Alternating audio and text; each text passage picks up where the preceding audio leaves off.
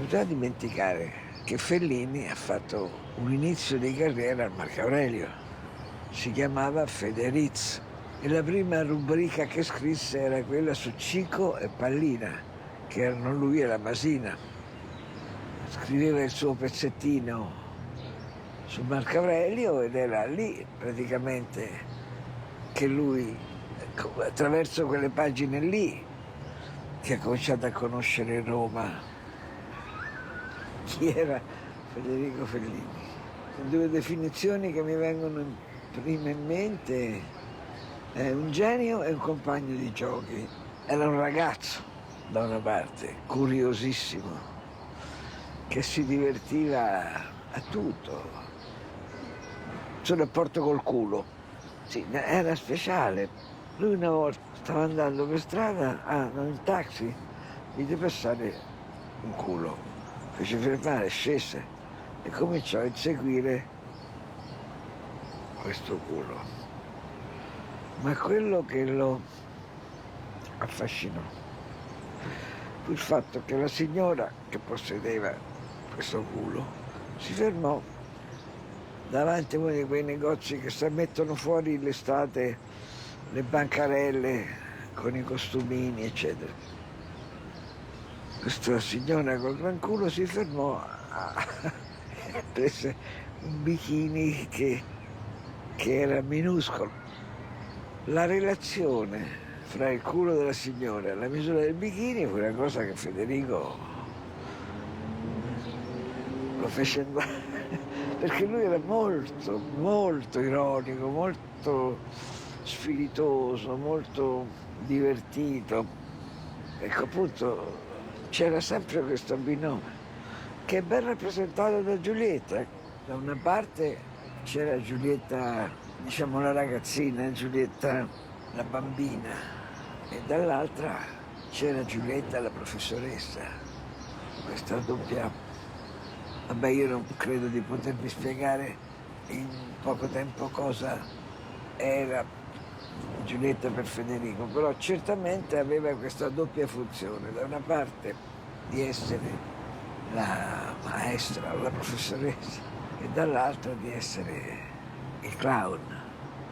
Cioè, ma lui aveva bisogno di avere qualcuno a cui farla. Giulietta serviva proprio perché quel suo lato da maestrina era indispensabile per Federico. Poi appunto il suo legame con Marcello era certamente fatto anche da una natura di ragazzacci che tutte e due tenevano dentro di loro. Federico e Marcello, infatti, andavano in giro la notte per Roma, giustamente, in macchina, si dice scrivevano le sceneggiature, però poi Federico le scriveva in macchina con Flaiano. Conosco tante cose perché sono cresciuta in casa da Carabella e quindi Mastroianni, e quindi. Ma vabbè, erano due amici, capito? Avevano tutte e due, oltre alla loro grandissima arte e loro immagine, dentro avevano ancora molto vivo il ragazzo, lo scugnizzo che era in loro, insomma, erano sempre pronti all'avventura.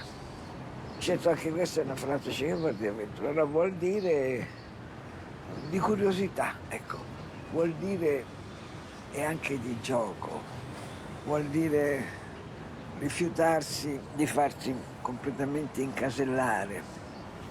Grazie signora, che stilo! Pericoloso ma molto bello! Grazie, signore. L'Eckberg forse da un certo punto di vista in quel momento era, si potrebbe dire, la donna più bella del mondo, perché era insieme l'angelo e il diavolo, era in qualche modo. Ma lui navigava molto volentieri in mezzo a quel mare lì, al mare, diciamo. Che voi quello che non vi potete immaginare è la quantità di ragazze, di donne, di bambine, di vecchie che arrivavano da Federico. C'era un tale in quel momento mito di lui, che erano tutte, volevano solo conoscerlo, farsi conoscere.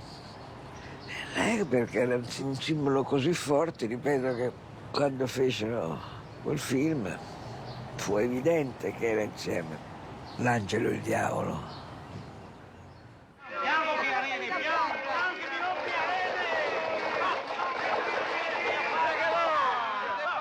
Da lì c'è un mistero. Era un pesce quello? No, non era un pesce, era un mostro marino. Perché ci sono i mostri marini? Ma, cioè non si sa. In realtà credo che vada, io odio la parola simbolo, però temo che vada proprio letta come un simbolo. Questo mostro che viene dal mare, che non si sa cos'è, e che la faccia pulita di una ragazzina simboleggia una cosa, è il cinismo del giornalista di Marcello, che saluta con quel saluto così carino che è come un gioco da ragazzi. È chiaro, ognuno ci pensa a quello che gli pare, ognuno lo interpreta come gli pare, però ci sono tre elementi, e ci sono la ragazza, il giornalista e il mostro. Questi tre elementi ci sono e lasciano aperto il discorso, non chiuso.